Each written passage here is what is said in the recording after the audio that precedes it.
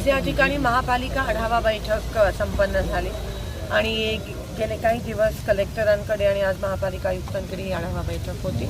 एकंदरीत पाण्याची व्यवस्था सोलापूर शहरात असेल किंवा आता पावसामुळे जे लोकांची घरं तुंबतात, लोकांच्या घरात पाणी येत आहे, रस्त्यांची अवस्था जी वाईट झाली आहे, एकंदरीत त्याबद्दल ही मीटिंग होती। आणि मागच्या 2.5 वर्ष महापालिकेत निवडणुका नसल्या कारण, लोकप्रतिनिधी महापालिकेत नसल्या कारण प्रशासनावर एक जो दबाव असला पाहिजे तो दिसून येत नाही आहे आणि म्हणून ही मीटिंग होणं महत्त्वाचं होतं। कारण वारंवार जर अशी मीटिंग होते एक दबाव राहतो, नाहीतर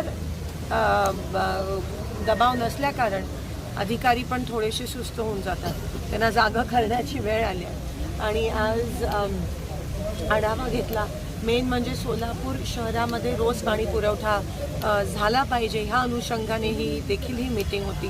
नोव्हेंबरपर्यंत आपली जी दुहेरी पाईपलाईन आहे त्याचं काम पूर्ण होतं आहे असं आम्हाला आश्वासन तरी आता शब्द दिला आयुक्त मॅडमनी आणि त्याच्यानंतर जो आपला पाण्याचा प्रश्न आहे तो बऱ्यापैकी कायमस्वरूपी मिटेल।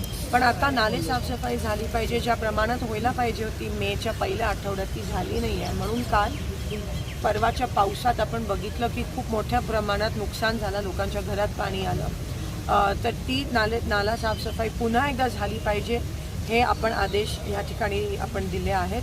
त्यासोबत आपलं एक 99 कोटीचं प्रपोजल हे UD सेक्रेटरी गोविंदराजजींकडे आहे, ते आपले जे स्टॉर्म ड्रेन आहे त्याच्यासाठी ते थोडेसे नीट करण्यासाठी, म्हणजे पुन्हा एकदा सोलापुरात हे सिच्युएशन नाही झालं पाहिजे।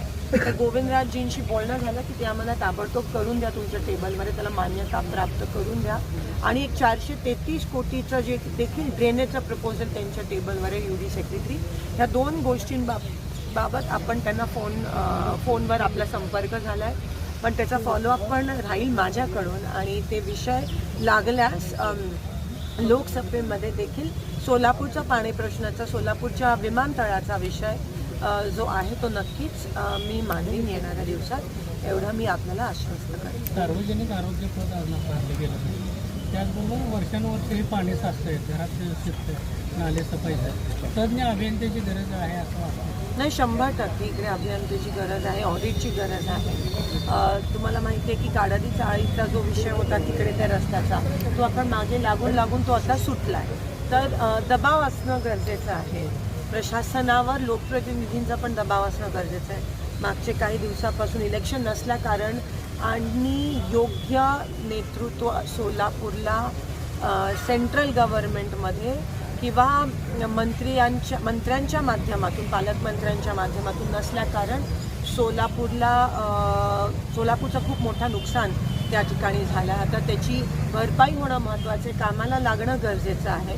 सगळ्या प्रशासन, सगळ्या अधिकाऱ्यांनी कामाला लागणं गरजेचं आहे, कारण तर शेवटी त्यांचा आणि आमचा एकच हेतू आहे, तो म्हणजे जनसेवा, लोकांची सेवा आणि लोकांसाठी सोयीसुविधा उपलब्ध करणं।